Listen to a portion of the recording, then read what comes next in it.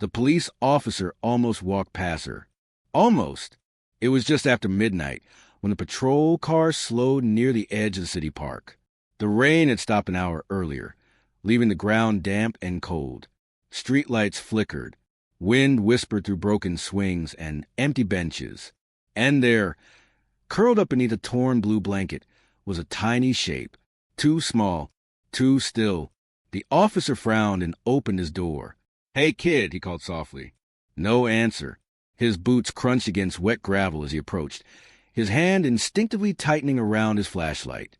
He bent down, heart pounding, and froze. A 3-year-old girl, barely bigger than a backpack. Her cheeks were dirty, her hair tangled. Her shoes were 2 sizes too big and soaked through. She was sleeping directly on the cold ground, hugging a stuffed rabbit, missing one eye. Alone. The officer's breath caught. "What the hell?" he whispered. He knelt quickly, checking for movement. She was breathing. Shallow, slow, exhausted in a way no child should ever be. He gently shook her shoulder. "Sweetheart, can you hear me?" The girl stirred. Her eyes fluttered open, large, dark, and far too serious for someone her age. Instead of crying, instead of screaming, she looked at him calmly. "You're early tonight," she said. The officer felt something twist violently in his chest. "Early?" he repeated. "What do you mean, sweetheart?" She pushed herself up, the blanket slipping from her shoulders. "I usually sleep here longer," she said, pointing to the park bench. "But it's okay. I can move." Move. Like she'd done this before. Like this was normal. The officer swallowed hard. "Where's your mommy?" he asked gently. The girl hugged her rabbit tighter. "She's busy," she replied. "Busy where?" The girl hesitated, just for a second. Then she said something that made the officer's knees go weak. "Keeping us alive." The radio crackled on the officer's shoulder, but he didn't answer it. He couldn't take his eyes off the child. "Do you sleep here every night?" he asked. She nodded. "Only when it's not snowing." His throat burned. "How long? How long have you been doing this?" The girl tilted her head, thinking hard. "Since I was 2, she said proudly. "A full year. A toddler. Sleeping alone in a public park for a year." The officer stood up abruptly and turned away, pressing his fingers against his eyes. He'd seen abuse, neglect, things that haunted him. But this felt worse. He turned back, forcing a smile. "Okay," he said gently. "We're going somewhere warm now." The girl's face changed instantly. Fear. "No," she said, backing away. "I can't." "Why not?" he asked softly. She shook her head violently.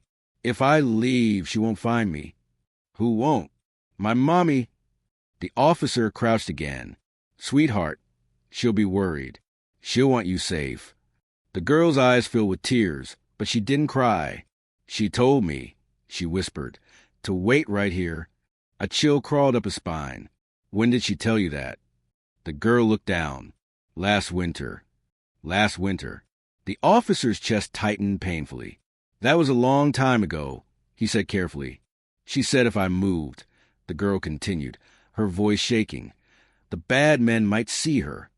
The officer's hands clenched. "Bad men." She nodded. "They don't like her," she whispered. "They don't like us." Something was very wrong. He called for backup, child services, an ambulance. But when he reached to gently lift her, she screamed. Not loud, not panicked, just one sharp, desperate cry. "Please," she begged, clinging to the bench. "Please don't take me. She'll come back. She always comes back." Tears streamed down her face now. The officer dropped to his knees, holding her gently as his own eyes burned. "It's okay," he whispered. "You're safe now." But even as he said it, he wasn't sure it was true, because as he wrapped his jacket around her tiny body, he noticed something else, something that made his heart stop.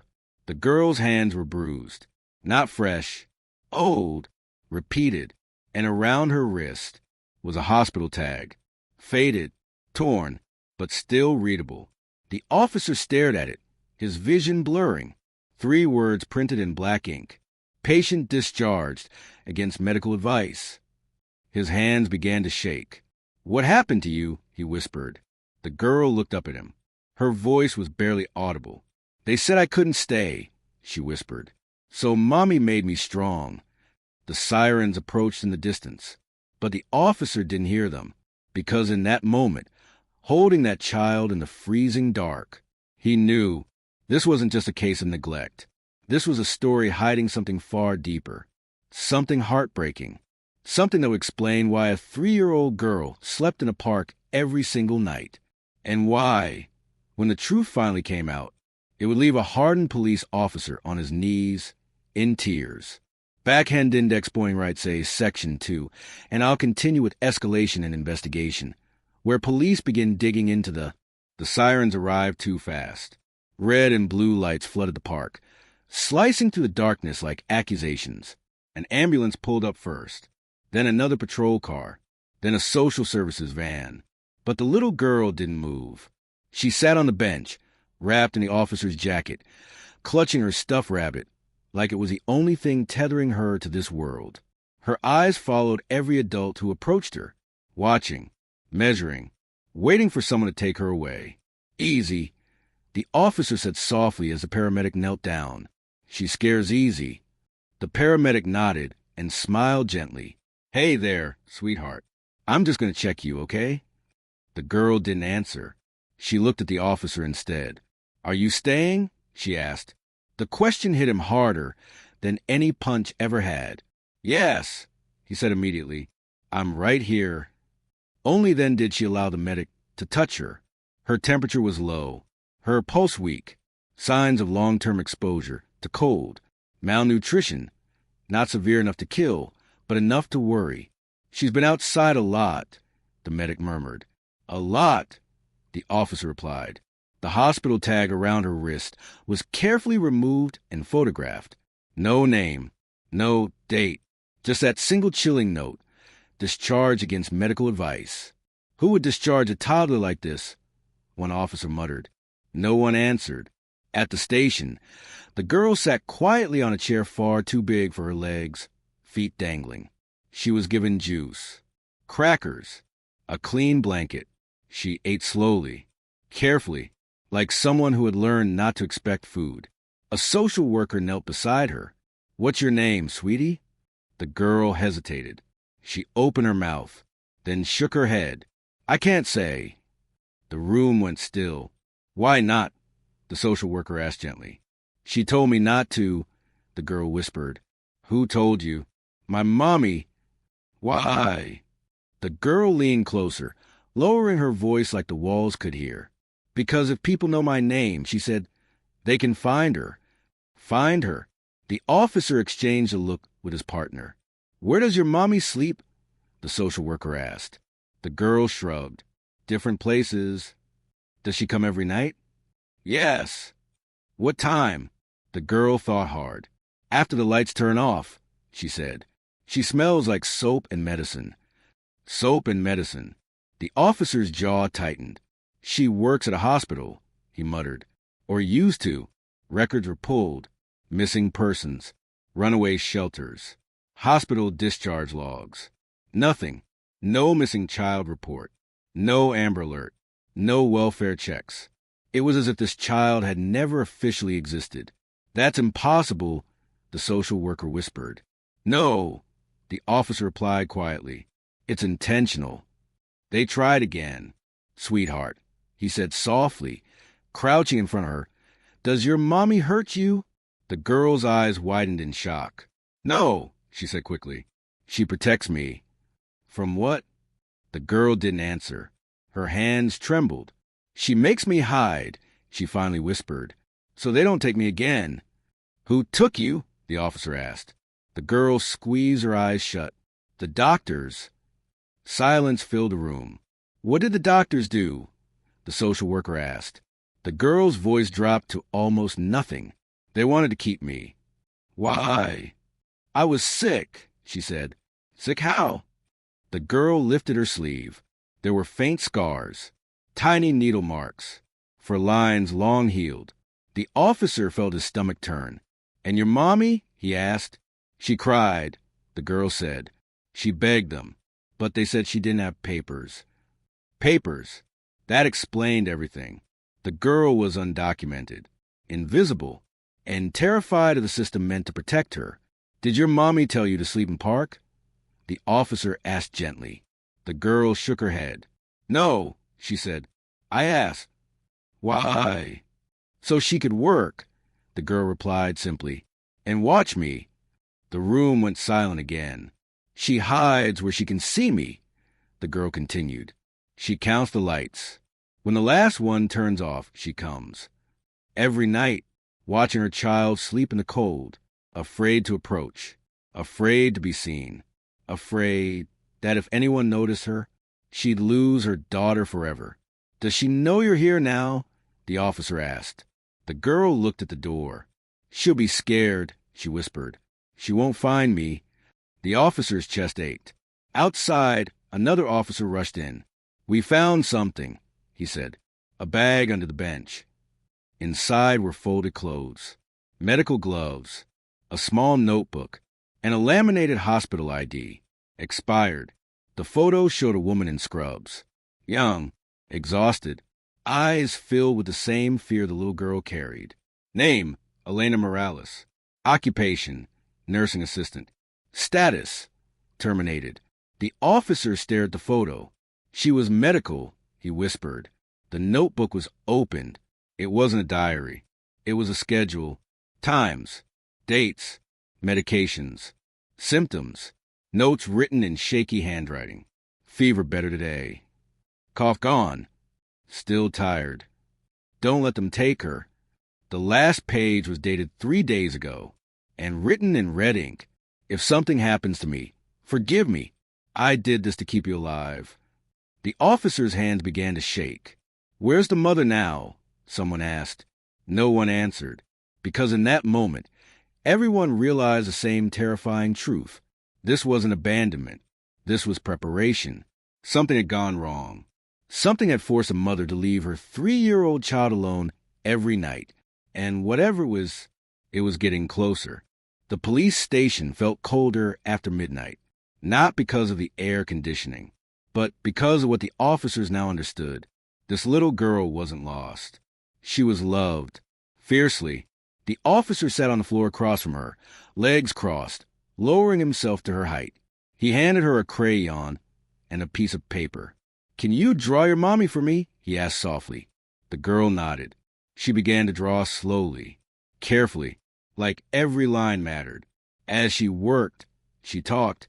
My mommy says I'm brave, she said. She says brave girls don't cry when they're scared. The officer swallowed. What's your mommy's name? He asked again gently. The girl paused, then whispered, Elena. The name hung in the air. She sings to me, the girl continued, coloring in a crooked smile, even when she's tired, even when she's coughing. Coughing. That word landed hard. She tells me stories, the girl said, about hospitals, about helping people. She used to help people. Used to? The officer asked. The girl nodded. She said she made one mistake. Across the room, the social worker froze. What mistake? She asked quietly. The girl didn't answer right away. Instead, she pressed the crayon harder, darkening the eyes in the drawing. She trusted someone. The girl finally said. The officer felt a chill crawl up his spine. Later that night, while the girl slept curled up on a couch with a stuffed rabbit tucked under her chin, the officers dug deeper. They found Elena Morales' file. Not just employment. Medical. She'd been a nursing assistant at a private clinic. Overworked. Underpaid. Always volunteering for extra shifts. Until the incident, a patient had coded. Elena had acted fast. Faster than protocol allowed. She saved him. But she'd administered medication without a supervising doctor present. A technical violation. She was fired, reported, and when immigration paperwork was reviewed, everything collapsed. Her work visa expired the same month. The clinic denied responsibility. She was told to leave the country, but she couldn't, not with a sick child. Records showed her daughter had been hospitalized multiple times before age 3. Respiratory infections, unexplained fevers. chronic fatigue. Doctors recommended further tests, long-term observation. But Elena had refused, discharged against medical advice. Each time, she thought they'd take her child, the social worker whispered. And she wasn't wrong. Another officer replied. Child Protective Services notes were found. Not accusations. Concerns. Unstable housing. Lack of insurance. Missed follow-ups. No abuse. Just poverty. Fear. And a mother pushed into a corner. At dawn, the girl woke crying. Not screaming. Just quiet tears slipping down her cheeks. The officer rushed to her. What's wrong? He asked. She's late, the girl sobbed. Who's late? My mommy. The officer checked the clock. 6:12 a.m. When does she usually come? He asked. Before the sun, the girl whispered. She says she has to go before people wake up. A knot tightened in his chest. They went back to the park. The bench was empty. The hidden spot behind the bushes, where the girl said her mother watched from, was abandoned, but something was there. A scarf, folded neatly, still warm. The officer lifted it carefully. Inside the scarf was a folded piece of paper, a note, written in hurried handwriting. I saw the police. I didn't run because I don't love her. I ran because I love her too much. Please keep her safe. I will come back when it's safe. The officer closed his eyes. She was watching, he whispered. She saw us take her child. Back at the station, the girl sat silently, waiting. She's going to come, she said confidently. She promised. The social worker hesitated. What if she can't? She asked gently. The girl shook her head. She always comes back. But that wasn't entirely true, because buried in Elena's medical records was something else. Something no one had noticed yet. Elena herself had been treated, quietly, briefly, 6 months earlier, for shortness of breath, chronic fatigue, persistent cough. She'd never followed up. No insurance. No time. No margin for weakness. She was sick too, the officer murmured. And suddenly, everything made terrifying sense. Why the girl slept in the park. Why Elena worked nights. Why she stayed hidden. Why she prepared notes. Why she kept schedules. Why she taught her child to be brave. She wasn't just afraid of losing her daughter. She was afraid of leaving her behind. The officer looked at the sleeping child. So small, so calm, so unaware of how close she was to losing the only person who had ever protected her. We need to find a mother, he said. Now. But somewhere in the city, Elena Morales was running out of time. And she knew it. The envelope was found by accident, tucked behind a loose tile in the public restroom near the park. Exactly where the girl said her mother sometimes washed her hands before coming to watch her sleep. It was sealed with clear tape, waterproofed, carefully hidden. Inside was not money, not identification, but paperwork, hospital paperwork. The officer spread the pages across the hood of his patrol car as the sun began to rise. His face tightened with every line he read. These weren't discharge summaries. They were test results. Unusual ones. Blood panels. Imaging notes. Specialist referrals that were never completed. And one phrase repeated again and again in the margins, written by different doctors, different handwriting. Recommend immediate follow-up. Another line appeared more troubling. Condition likely genetic. Child at risk. The officer's breath caught. Genetic. That meant the girl wasn't just sick once. She was born into something. And Elena had known.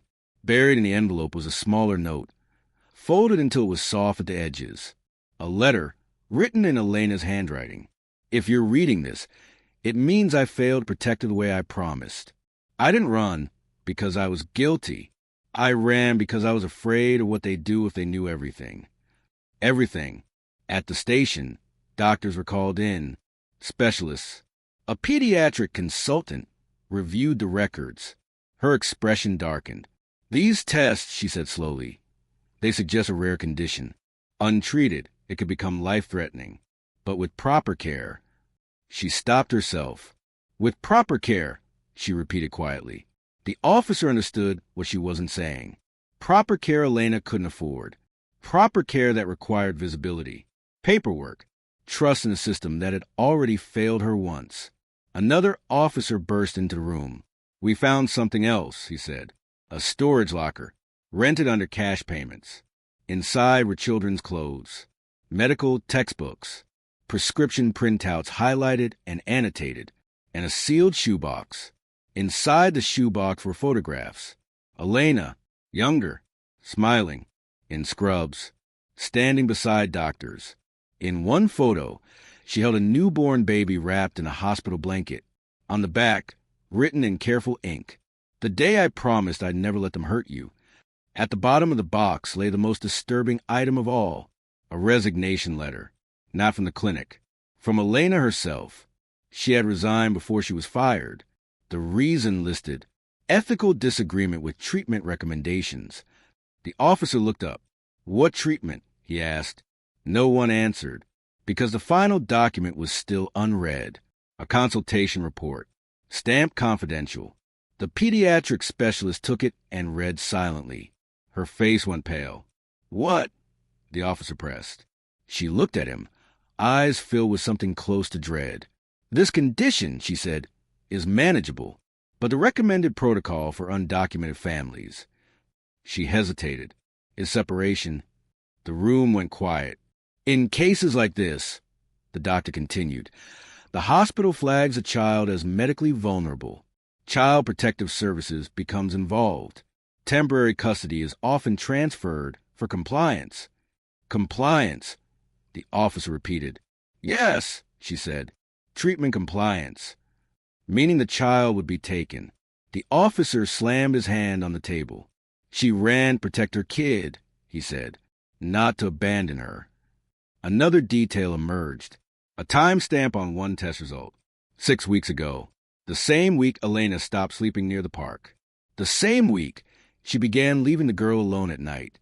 The same week Elena herself visited an emergency clinic under a fake name. Records showed she'd been given oxygen, advised hospitalization. She'd refused, discharged herself, against medical advice. Again, she was getting worse, the social worker whispered. "She knew she was," the officer replied. And suddenly, the schedule in the notebook made sense. Why it was so precise. Why it accounted for medications. Why it had contingency notes. Why Elena had written, "If something happens to me," she wasn't planning to disappear. She was planning for the moment she couldn't come back. A call came in. An anonymous tip. A woman had been seen coughing violently near the riverfront shelters, matching Elena's description. By the time officers arrived, she was gone, but left behind was something unmistakable. Another note, this one unfinished. "They're asking questions now. I don't know how much time I have. If they take her, she won't forgive me. If I leave her, she won't understand. I'm trying to choose the lesser pain." The officer folded the note slowly. "She's not running," he said. "She's racing the clock." Back at the station, the girl woke again. She looked around, confused. "Did you find her?" she asked. The officer knelt in front of her. "Not yet," he said honestly. The girl nodded, strangely calm. "She said she might be late," she whispered. "But she said she'd leave me clues." "Clues?" he asked. The girl reached into her pocket. She pulled out a tiny paper star. "She makes one every time she hides," the girl said. "So I know she's still here." The officer closed his eyes, because now he understood the most terrifying truth of all. Elena Morales wasn't hiding from the police. She was hiding from a system that forced mothers to choose between saving their child and keeping them. And whatever condition the girl carried in her blood, whatever secret Elena carried in her lungs, time was running out for both of them. They found Elena Morales at 2:17 a.m., not running, not hiding, sitting, alone, on the cold concrete steps behind an abandoned outpatient clinic that had shut down during the pandemic. Her back was against the wall, her knees pulled to her chest, her breath shallow and uneven, each inhale a quiet fight. The officer approached slowly. "Elena," he said gently. Her eyes lifted. She didn't look surprised. She looked relieved. I knew you'd come, she whispered. Then she coughed. Hard. So hard she doubled over, gasping, fingers clawing at her jacket like the air betrayed her. The officer rushed forward. We need to get you to a hospital, he said. She shook her head violently. No, she said. Not there. You're not under arrest, he promised. Your daughter is safe. At the mention of her child, Elena broke. Tears spilled down her face, mixing with exhaustion and fear she could no longer carry. I tried, she sobbed. I tried to do everything right. Paramedics arrived moments later. They exchanged looks the second they checked her vitals. She's hypoxic, one whispered. Oxygen saturation's dangerously low. They loaded her onto the stretcher anyway. Elena grabbed the officer's sleeve. Please, she begged, don't let them take her. I won't, he said firmly, but you have to help us understand. She closed her eyes. And finally, she spoke. I knew something was wrong before she was born, Elena said weakly. The tests, the doctors warned me. She paused, fighting another cough. They said the condition could be passed on, she continued. Rare, treatable, but expensive. The officer listened, silent. I didn't have insurance, Elena said. I barely had legal status. And they told me if I couldn't comply with treatment schedules, they'd intervene. Intervene. Take the child. So I ran, she whispered. I learned everything I could. I monitored her myself. I kept records. I protected her. Her voice cracked. But then I got sick too. The ambulance lights flashed. She inherited it from me, Elena said, but mine progressed faster. The officer's stomach dropped. Your daughter's condition, he asked carefully. Is it life-threatening? Elena hesitated. Yes, she said, if untreated. The officer's heart pounded. And yours? Elena didn't answer. The paramedic looked up. She needs immediate hospitalization, he said. Now. At the hospital. A different one. Elena was rushed into isolation. Doctors worked fast. Too fast. Whispered conversations echoed down the hallway. One doctor pulled the officer aside. She has advanced pulmonary disease, she said. Likely genetic, possibly exacerbated by years of untreated exposure. Is she going to survive? He asked. The doctor hesitated. We're doing everything we can. Down the hall, the little girl arrived with the social worker. The moment she saw the officer, she smiled. You found her, she said. Yes, he replied softly. Can I see her? The officer swallowed. Doctors were conflicted. Protocol said no. Risk said no. But compassion said yes. They let the girl stand in the doorway. Elena opened her eyes. When she saw her daughter, she smiled to the oxygen mask. You stayed brave, she whispered. The girl nodded. I counted the lights, she said. Elena's eyes filled with tears. I'm sorry, Elena said. I wanted to stay longer. The girl reached out, but didn't touch. It's okay, she said. You hid me. That sentence broke everyone in the room. Outside, doctors reviewed the child's test results. And then, one doctor went very quiet. Another sat down. What? The officer asked. The girl's condition, the doctor said slowly, has progressed further than expected. But she looks fine, the officer said. That's what makes it dangerous, the doctor replied. Symptoms can remain hidden until suddenly they don't. The officer felt ice in his veins. And treatment, he asked. It must begin immediately, she said, or the damage could become irreversible. Will she survive? He asked. The doctor didn't answer directly. She has a chance, she said. A chance. But then came the final blow. A hospital administrator entered the room. There's a complication, she said. Given the mother's condition and immigration status. The officer stepped forward. No, he said. Not this time. The administrator continued anyway.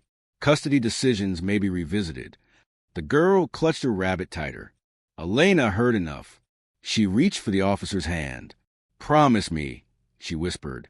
No matter what happens to me, don't let her sleep alone again. The officer nodded. I promise. But in his gut, he knew something was terribly wrong. because the machines around Elena began to beep faster, sharper, urgent, and as doctors rushed back in, one terrifying thought echoed through his mind. What if Elena's plan wasn't to hide forever? What if she was preparing her daughter for a world without her? The machines never screamed.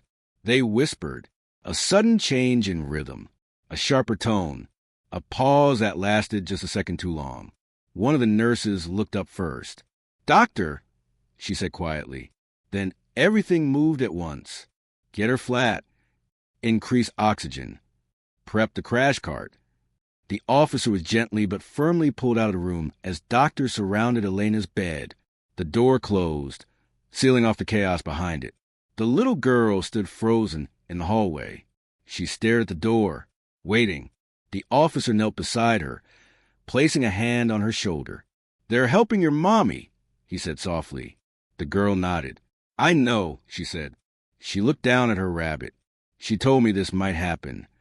The words cut deeper than any siren. "What did she tell you?" the officer asked. The girl hesitated.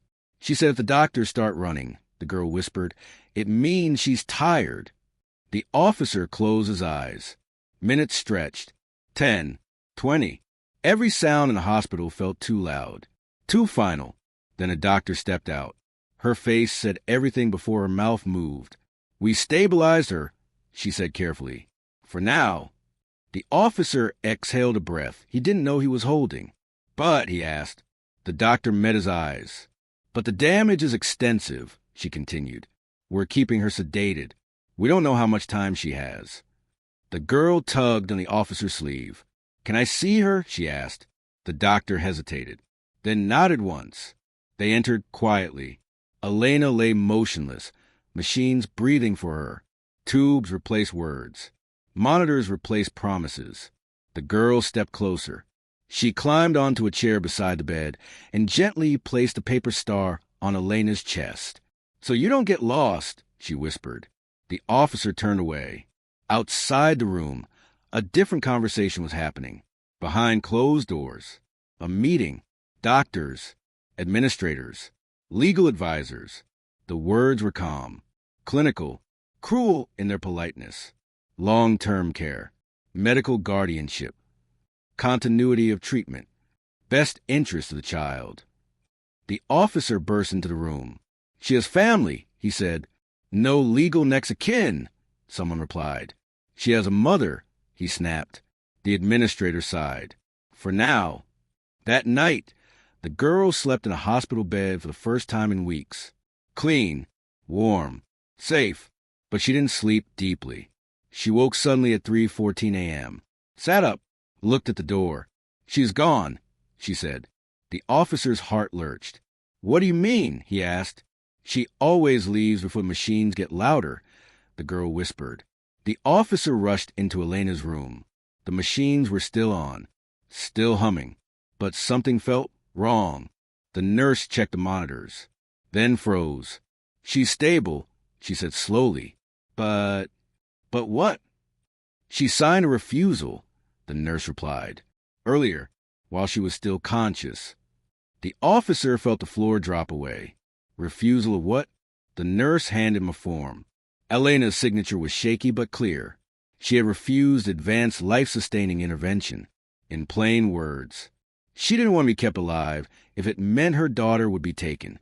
The officer clenched the paper. "She chose her child," he whispered. Morning came.